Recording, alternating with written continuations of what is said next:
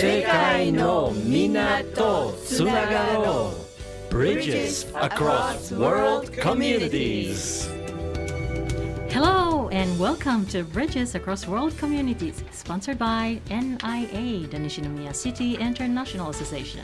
My name is Thelma. And I'm Floyd. And the purpose of this program is to assist English-speaking residents in the Nishinomiya area by providing useful knowledge for daily living and important information for disaster prevention. And this program is broadcast on the second and fourth Saturdays of each month from 12 noon to 12:15. This month, we'll look back on some of the events from 2020.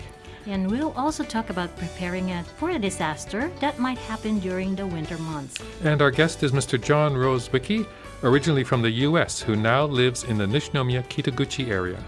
提供は西宮市国際交流協会です。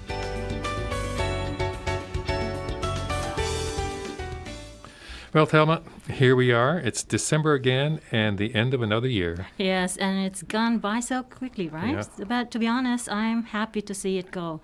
2020 or 2020 has been a terrible year, Floyd. Yeah, the novel coronavirus has changed our lives and caused so much suffering here in Japan and around the world. Yes, and so shall we still try to do our usual year-end review? Yeah, of course, I think so. But let's focus on the brighter things, okay? Okay. Like any positive events from the past year with you and your family that you'd like to share?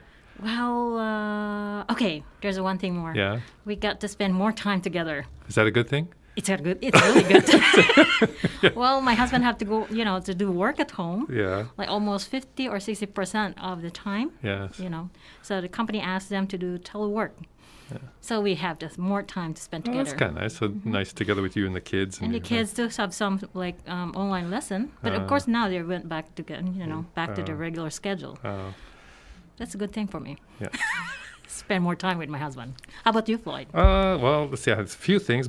My daughter finally graduated from university, I think after 6 years or something. Really? Congratulations. And, thank you. And I officially became a senior citizen. So I'm 65 now. Wow. You look young still. I know, don't I? I'm expecting a lot of discounts. Okay, that's good. Yeah. Okay, and congratulations too. Okay, how about within Japan? Any major changes or big news from the past year that we should mention? Well, there's this recent success of the Hayabusa 2 spacecraft. Oh, yes. Just completed that big mission to return samples from an asteroid. Yes, and it really gets my son and get into it. And and that was cool. And it's released a small capsule, right? Containing samples that landed in Australia on December 5th. Neat. What else? Well, there's the big push for stricter environmental protections. For example, free plastic bags have been banned, and most people are now using eco bags when they go shopping. Yeah, that's good news. Yeah. Less than 10% of shoppers now buy plastic bags when they shop, and the movement to use alternative materials is starting to spread too.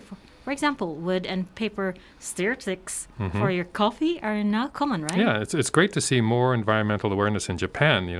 This will encourage people to rethink their lifestyles and cut down on unnecessary waste. Yes, and also Prime Minister Suga recently announced Japan's commitment to achieve a net carbon neutrality. Neutrality, yeah. Neutrality, I'm sorry. Yeah. That's all right. By 2050, do you know that? It's going to be a difficult challenge, but I think it's an important goal for Japan and hopefully a goal for other countries as well. Yes, and how about Rika Kiera? Yeah, of course. She's the brilliant figure skater. I've been hearing a lot about her. And yes, she's from Nishinomiya. Did you know that? And has been busy winning championship and gold medals at international figure skating competitions. Wow. In April, Kihira was the highest-ranked women's figure skater in the world by the International Skating Union, right? Yeah, it's nice to have a big star from Nishinomiya to cheer for. Yes, and another one, Japanese athlete in the news this year was Naomi Osaka. Yes. She's been winning tennis tournaments around the world and is currently the reigning U.S. Open champion. But besides her amazing athletic abilities, she also made a lot of news with her support of the Black Lives Matter movement. Oh, yes, and that's right. And she joined Black Lives Matter protests, raised awareness, and made a powerful political statement by wearing masks displaying the names of black victims of police violence in America. Yeah. And this activism led to her recognition as a 2020 Sports Illustrated Sports Person of the Year. That's kind of a big deal. Yes, looking back, I guess many of us are energized by popular sports. Yeah. Too bad the Tokyo Olympics had to be canceled this year, right? That would be more exciting. Yeah, it would have been, but hopefully they'll still be able to go ahead next summer. By the way, how did the Hanshin Tigers do this year? They finished in second place in the Central League, but they still gave us an exciting baseball season. Okay, I think it's time for us to say goodbye to 2020. Goodbye 2020 and good riddance. And don't come back. Never. And we're back this month with John Rosewicki. Thanks for joining us again. Hello. Hey again. Now, last month we left off, we were talking about your involvement with the JET program and Mie Prefecture and those things. So after you spent time, how long were you with the JET program? So I was with the JET program for 4 years. There's a 5-year maximum, but I didn't was with realize them it for was 4 so years. long. Yeah. Okay. What do most people do when they go from the JET program after they've been through it? So it's kind of difficult to know exactly what happens because there's not good statistics or data on what happens. But most of the time, participants in the JET program go to get a master's degree or a PhD back in their home country, actually. Okay.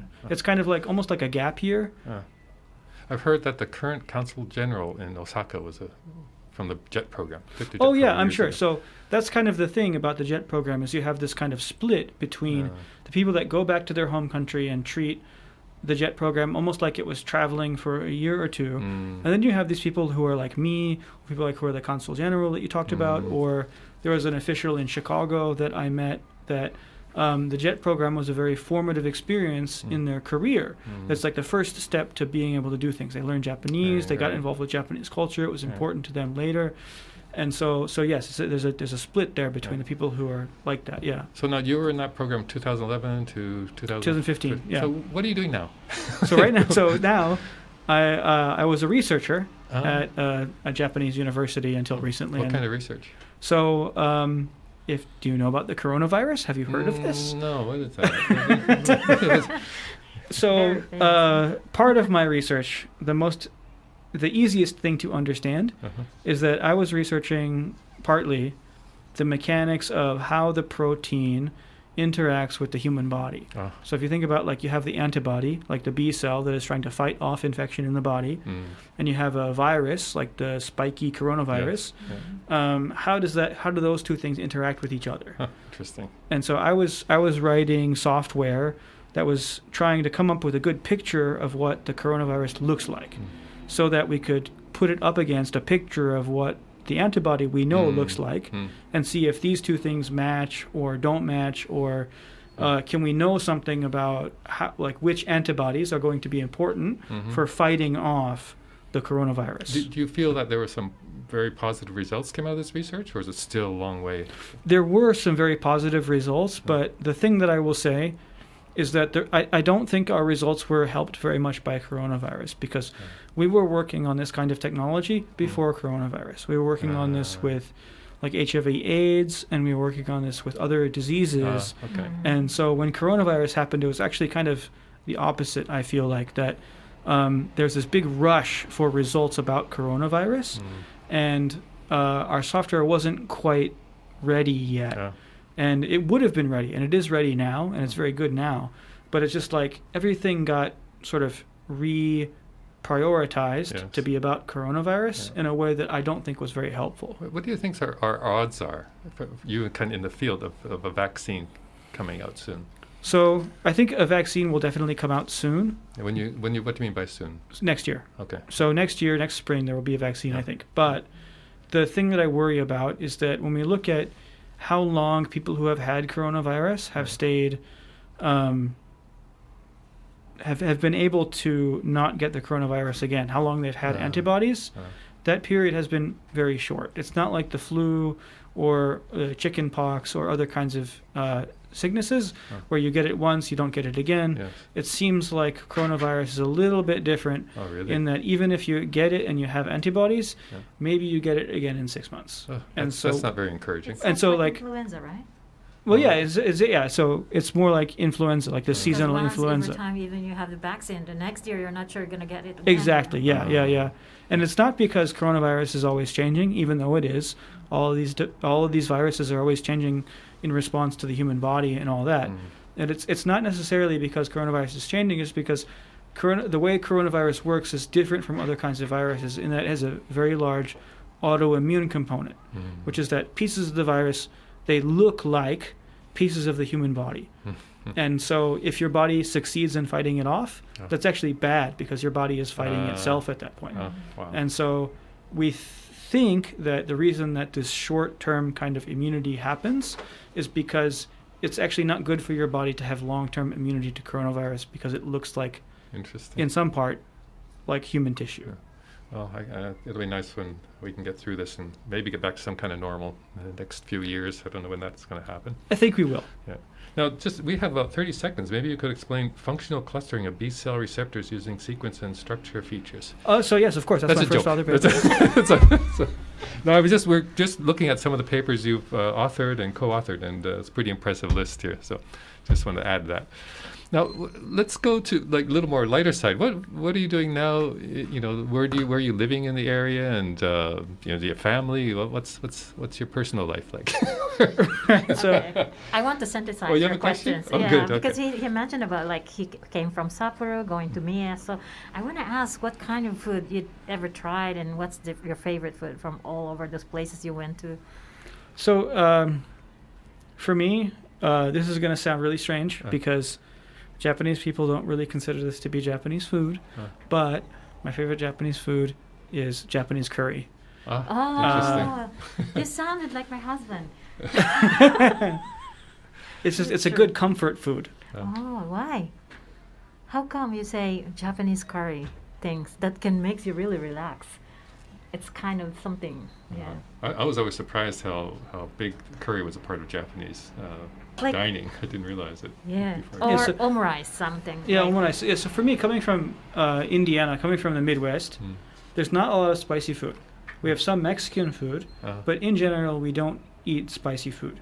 And then when I came to Japan and I had Indian curry and I had Japanese curry for the first time, it was like, oh my gosh, food can have like flavor and spice. It was a really big eye-opening thing for me. Like I always loved Mexican food. I never understood like, why do I love Mexican food in Indiana? Like it's so far away from Mexico. Like, and then I came to Japan and I realized like, oh, I like things that are heavily seasoned, that are spicy. It's interesting because I found that the restaurants have really altered the seasoning and the spices for the Japanese diet. So that's true. Probably yes. not even as strong as they really would be in real authentic. Right, and that's what I mean about Japanese curry and like why Japanese people say like, oh, it's not Japanese food. It's because they think of curry, they think of like the rest of Asia. Yeah. And you're correct in that Japanese curry is a kind of curry that is based on other countries that was modified. And so we're run out of time again. We didn't even get to talk about your personal life. I think you're married, you have a kid, and you're living in the neighborhood. So anyway, thank you so much Hopefully for joining next us. time. And good luck. Yeah. And thank you for coming. Good luck to all of us with the virus. Yes. Thank you so much. 防災情報です。One of the worst problems when a disaster occurs during the cold winter months is not being able to use your home heating and cooking systems due to power and gas outages. In addition to preparing food, water, and other items for a disaster that might occur during any time of the year, we need to prepare extra items for a possible winter-time disaster. That's right. It's really important to be able to keep warm and be able to prepare hot meals. So here are a short list of essential items to prepare for a possible winter-time disaster. You should have outdoor cold weather gear like jumpers, snowsuits, hats, gloves, and so on. Have warm weather clothing like thick long sleeve tops, long pants, and socks. Thick blankets or sleeping bags. Portable heat packs, those flat Cairo things, and a cassette stove with plenty of extra fuel cylinders. And always be prepared. Well, it seems the COVID-19 situation is not going away anytime soon. So, if you have questions, please don't hesitate to call the Nishinomi Health Center at 0798-262240. They're open Monday through Friday from 9 a.m. to 7 p.m. and on weekends and holidays from 9 a.m. to 5 p.m. And if you need help, please don't hesitate to contact NIA at 0798-328680. 提供は西宮市国際交流協会でした。 Well, this is our last program for 2020, so we'd like to be the first to wish you all an early but very happy new year. And be sure to join us again next month as we begin another exciting year of Bridges Across World Communities. Have a great weekend. Everyone.